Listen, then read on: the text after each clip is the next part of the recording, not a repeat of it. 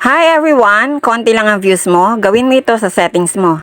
Ganito lamang po ang inyong gagawin. Magpunta lamang po sa inyong page or profile and then sa dulong kanan, click nyo po yung may profile pic nyo, lalabas po ang menu.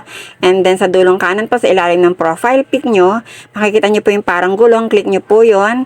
And then lalabas na po yung settings and privacy. Scroll down po hanggang sa audience and visibility, click nyo po ang reels. Kailangan po ay naka-turn on ang allow anyone to remix your future public reels and allow others to share your reels to their stories.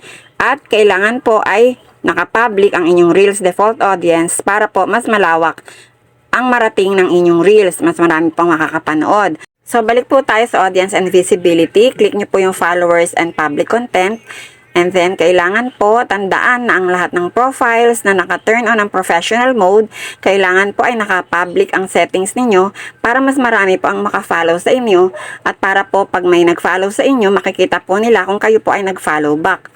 Ganon din po ang gagawin, kailangan po ay naka-public ang inyong public post comments and public post notifications para po kapag may nag-react, nag-share, at nag-comment sa inyong stories, posts, and reels, ay kaagad ninyo itong malalaman dahil ito po ay lalabas sa inyong notifications.